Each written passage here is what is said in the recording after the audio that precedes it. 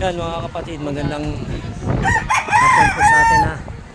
Dito po tayo sa Bulacan kung saan kuha po tayo ng mga manok na pwede natin gamitin sa testingan. Po, actually talagang pag sa testingan po sa may buhay ko po talaga nilalagay. Makikita nyo po siya. Yan. Naghanap po tayo ng mga manok na pwede natin bayaran, orderin. Kaso mga Texas na to, kumbaga lugi tayo pag Texas ang ginamit natin sa testingan. Yan. Kailangan mga inahin lang. Kaya mga manok. Hanap po tayo ng mga pwedeng gamitin natin sa testingan, yung mga pumupunta sa bahay. Yan, mga pumupunta sa bahay, sa may buhay po natin nilalagay yan. Kaso lugi tayo pag Texas ang ginamit natin eh. Mahal din ng Texas. Kailangan lang natin inahin. Tignan mo kung titirahin natin yan. Tapos ang isasalpak yung mga agimat, walang kalatoy-latoy na pag sinalpak natin yung agimat, mga nagpapatesting, tapos walang buhay, dali kagad yan. Kaya nga po sabi ko sa inyo mga kapatid, pagka gusto po natin ng testingan ng agimat sa may buhay, yan po. Kaya mga manok.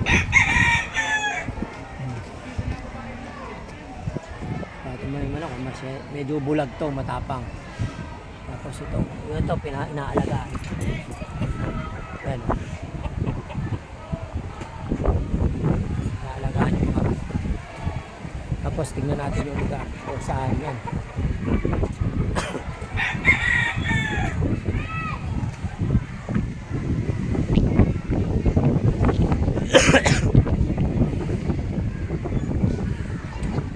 Yung mga lugar na yan.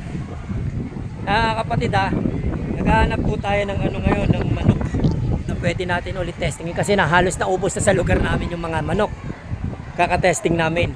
Kaya ngayon naghahanap po tayo ng mga manok na pwede po natin kuhain, pero pag nagpa-testing kayo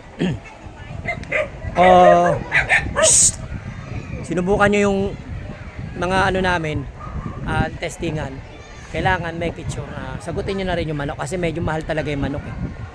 Mahal talaga yung mga manok pagdating sa ganyan. Kaya mga kapatid, tingnan natin.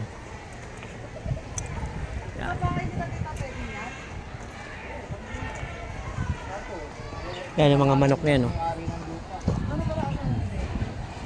Asan yung mga sinasabi? Ay, dyan. Ayun ba mga manok, mga inahin? Hindi niya lang daw alam kung ano babae at lalaki. Wala pa, mga isang buwan pa. Isang buwan Oo, pa raw. kasi kami nag-alaga niyan. Yan, kaya katisin eh. Hindi, madali na yan. Papalungin ng namin yan, ayun. Pagka ang malalaman mo kasi ang manok, pagka babae lalaki, pag ginawa mo sa ganito yung kiniliti mo, at tumawa yan, babae yan.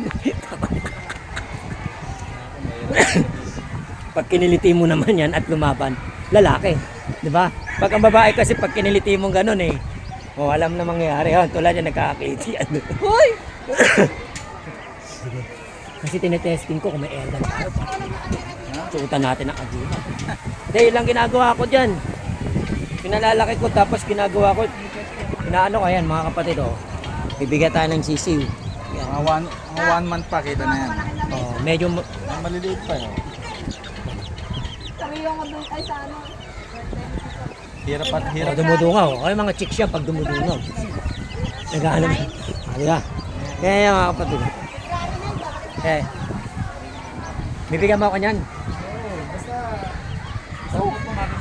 Oo, okay lang yan. At least meron ako pangawak na pag-testing nga. Ito, mapabait mga pinsang ko dito eh. Ayan, wala ka ba dyan inay medyo malaki-laki? Ito, inay. Puro si dito. Puro pila. Hindi, yung lang, kahit medyo malaki-laki na walang walang... Ayan na. Buhay ka pa wa? Ay, ando na. Di ba siya si Rigor? Joshua. Joshua yan.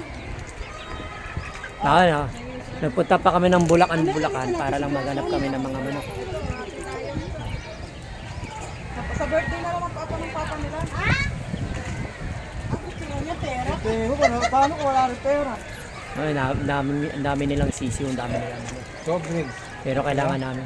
Sige po, wag nyo ituloy nyo. Okay lang po. Kok lang, kok. Huwag nyo na ituloy nyo. Please, nakikusap po kami. Huwag nyo na pong ituloy nyo. Tumasasan na yung motor mo, mas. Yan. Hindi na, Mio. Wala na, binenta ko, talo akong talpak eh. Binenta na rin namin yung malaki namin dito eh. Yung pula. Hindi rin namin dito yung buro. Tiny siya. Ayan mga kapatid ah.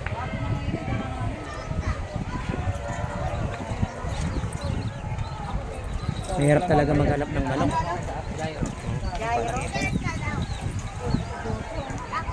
Ah, 7 months. Ano pa? Kailangan din natin talaga mga manok para sa testing. Ang totoo pong testingan ng agimat ha, kahit may anting-anting ka, may agimat ka, ang totoong testingan po niya sa may buhay. Pag sinabi pong testingan, yan, pwede yan.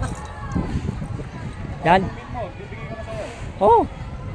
Pag sinabing testingan, babae, wala namang problema babae. Babae, lalaki, kahit ano. Oo.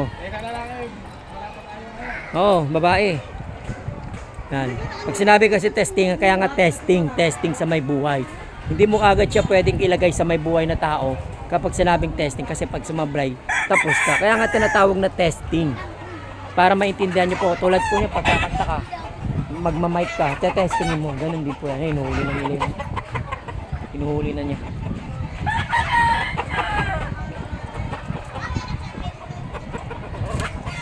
Wala, lumalaban ah.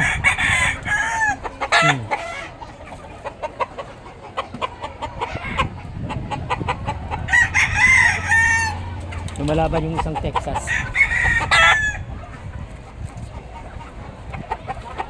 Bakit ano niya yan? Asawa niya? Asawa niya? Oh. Ah. Kaya siya lumalaban. Ayan. Sige.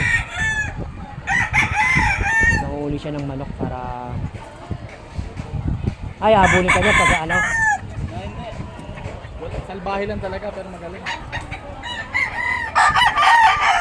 Yan, nakahuli siya ng isang manok para sa gagamitin namin testingan niya mga kapatid. Kaya sabi ko sa inyo, pag gusto niya magpa-testing ng manok, ang buhay na ilalagay sa agimat. Yan po. Tapos papalaki natin yung iba doon. Eh, pag may babae pa dun. God bless. Kita-kita po tayo ulit pagka nagkaroon tayo ng testingan. Kaya update ko po kayo mga kapatid. Muli ang inyong lingkod. Ismatak inatak ang manggagamot sa kasalukuyan. God bless po. Tuloy-tuloy pa rin po yung gamutan natin. Gamutan po natin sa mga espiritual, yung mga nakulam na babarang, yung mga walang finding sa doktor. Ito po ang inyong Ghostbusters. Matak inatak.